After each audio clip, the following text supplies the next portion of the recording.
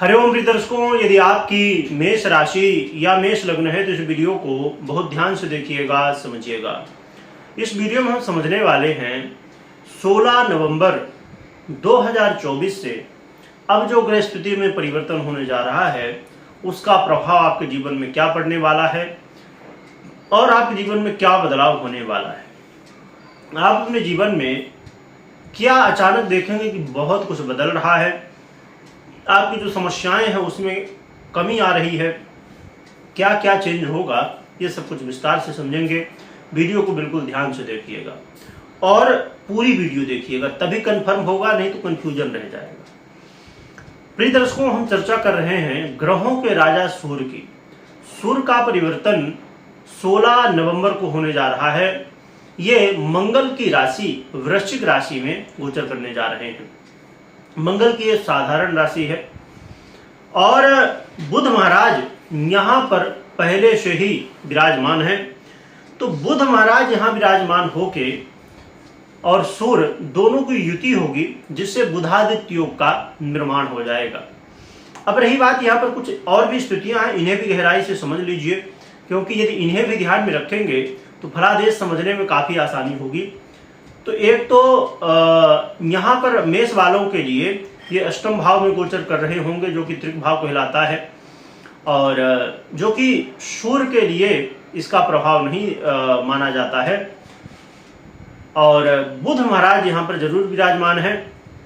और साथ में एक स्थिति ये भी है कि यहाँ पर सूर्य और बुध दोनों देवगुरु बृहस्पति की दृष्टि से दृष्ट हैं, राहु की दृष्टि से भी दृष्ट हैं और शनिदेव की दृष्टि से भी दृष्ट हैं। परंतु फिर भी अच्छा क्यों कहा जाएगा और क्यों बुरा कहा जाएगा, दोनों चीजें समझ लीजिए। क्योंकि बुधादित्य योग जो बनने जा रहा है, इसमें भी स्थिति ये है कि ये मंगल की राशि में बनने जा रहा है। तो एक हिसाब से अच्छा भी है और बुरा भी है, क्योंकि बुध इनके शत्रु हैं और सूर्य मित्र हैं।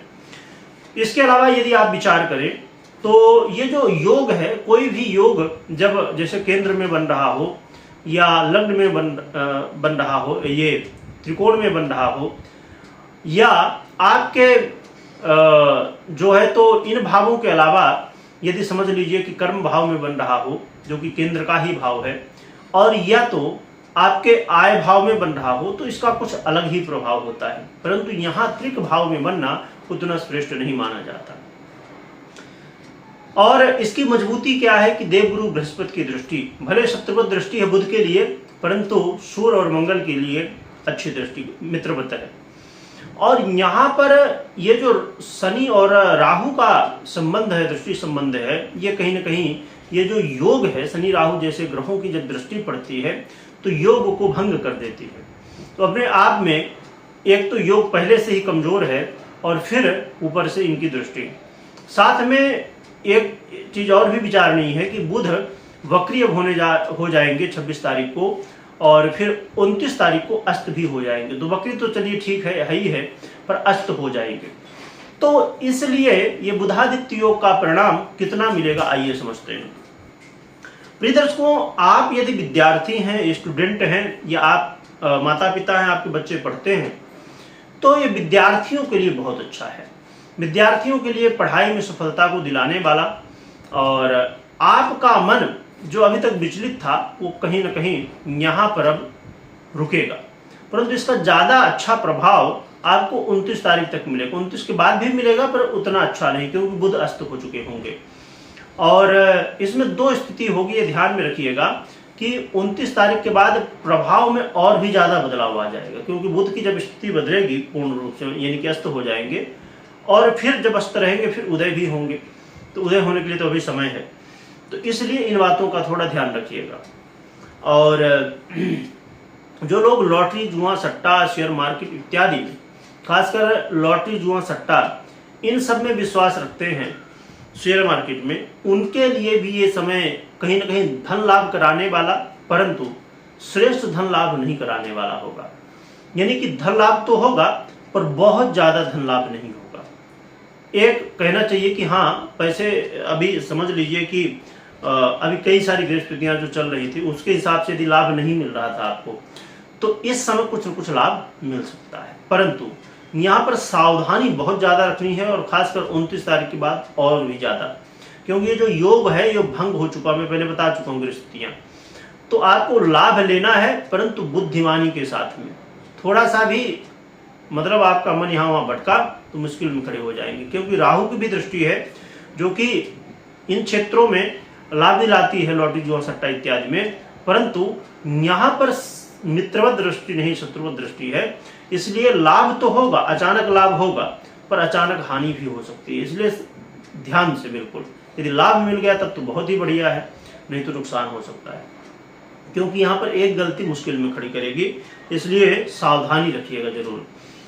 और इसके अलावा आप देखेंगे तो आपके जीवन में जो स्थितियां हैं परिवर्तित हो रही हैं, तो इसमें आप रिसर्च वर्क यदि आप करते हैं तो रिसर्च वर्क में बहुत बढ़िया आपको लाभ मिलेगा, सफलताएं मिल जाएंगी। यहाँ पर आप यदि समझिए कि विदेश में रहते हैं, ठीक है, आउट ऑफ इंडिया रहते हैं, और आपको वहाँ का कोई लीगल प्रॉब्लम है, और आगे चल के, क्योंकि समझिए कि एक अवधि होती है, एक समय निश्चित होता है, इतने समय के लिए आप रह सकते हैं, फिर उसके बाद नहीं रह सकते हैं, या आप वहाँ रहना चाहते हैं परमानेंट, अभी फर्स्ट बार आप गए हों और वहाँ परमानेंट रहना चाहते हो, उसमें प्रॉब्लम आ रही हो, और उसमें लीगल प्रॉब्लम हो, यदि है ना, सरकारी कोई प्रॉब्लम हो, तो उसके लिए इस समय बहुत अच्छा समय है ये प्रॉब्लम दूर करने के लिए।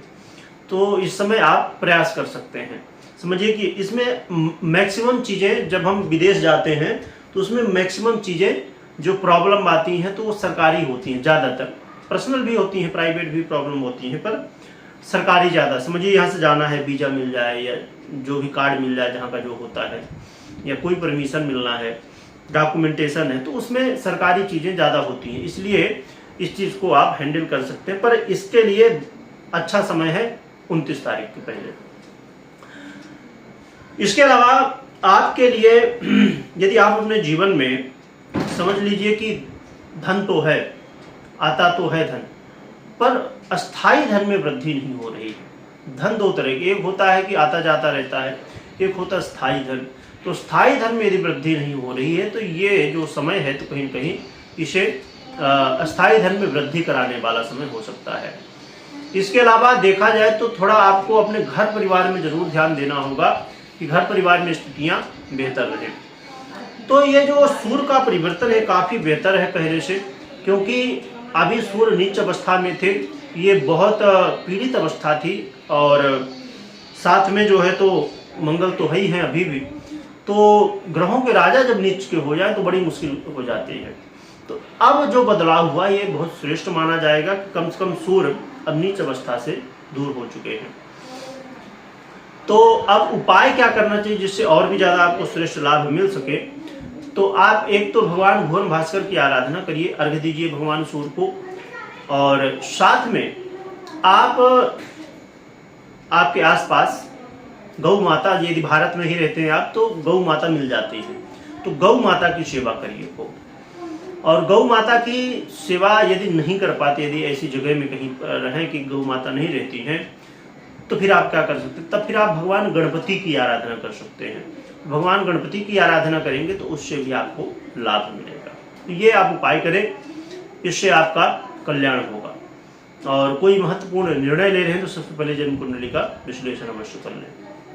वीडियो देखने के लिए बहुत बहुत धन्यवाद।